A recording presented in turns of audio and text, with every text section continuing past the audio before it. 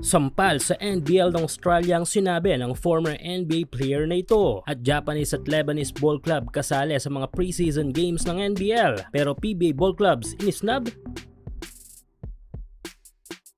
Malapit nang magumpisa ang ilan sa mga overseas basketball league na inaabangan din nating mga Filipino basketball fans. Tulad na lamang ng bilig ng Japan kung saan ay marami nga tayong mga Pinoy players na lalaro. Well, good thing ito para sa ating mga kababayan na makakalaro sa liga ng mga Hapon dahil maliban sa malaking income ay additional development ito para sa kanila. Pero bago pa man ang mga nakakapanabik na mga matches para sa ating mga bowlers ay nakasaksi na tayo ng ilang mga preseason games mula sa bilig kung saan ay tampok ang ating ilang mga gilas young players. Tulad na lamang ni Kai Soto na nito lang ay nagkaroon ng kanyang team na Alpas ng 2 preseason game at ang isang game dito ay kontra sa team ng Chiba Jets kung saan ay naglalaro ang former NBA Japanese player na si Yuta Watanabe. Though walang mga stats or even score ang game dahil nga sa closed door game ito ay mainam na para sa ating pambato na makatapatan niya si Watanabe. Ganon din ang ating isa pang gilas Twin Tower na si AJ Edu na masaya tayong makitang nakabalik na ito sa dati niyang laro matapos mapahinga ng matagal na panahon ng dahil sa injury. Pero ito at pag-usapan naman natin ang preseason game na isinasagawa ng isa sa mga suking kuhanan ng mga players ng mismong NBA. Ito nga yung NBL ng Australia. Ongoing ang preseason ng NBL ngayon kung saan ay tinatawag nila itong NBL Blitz. Marahil alam na ito ng ilang mga kahoops nating sumubaybay kay Kai Soto noon sa NBL. This time ay mas pinalawak ng NBL ng Australia ang kanilang preseason games. Bukod sa ilang mga piling laro kontra sa mga NBA teams ay in-extend na rin nila ang mga laro dito sa Asia dahil naglunsad na rin ng ilang mga laro ang ilang mga piling NBL teams kontra sa mga piling teams sa Japan. Marahil effect ito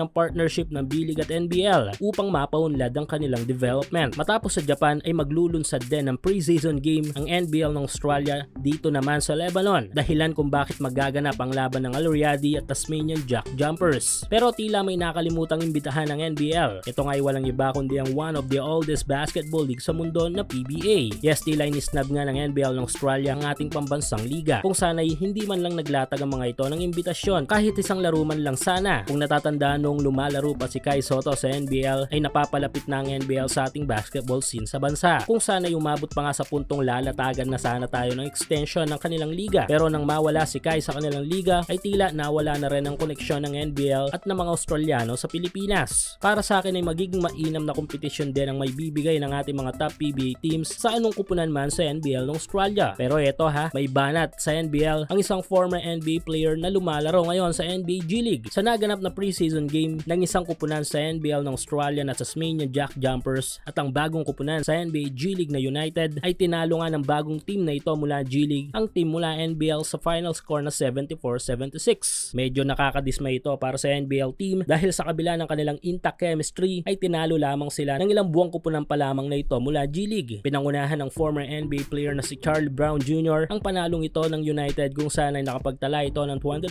points. Pero matapos ang panalong ito ay may naging matinding komento ang former NBA player na si Juan Toscano Anderson direkta sa NBL ng Australia. Ayon dito ay ang NBA G League pa rin daw ang pangalawa sa best basketball league sa mundo sunod sa NBA. Isang komento na kanyang sinabi matapos makalaro ang isang NBL team. We wanted to be aggressive. We wanted to make a statement. I believe the G League is the second best league in the world and we want to come and show that.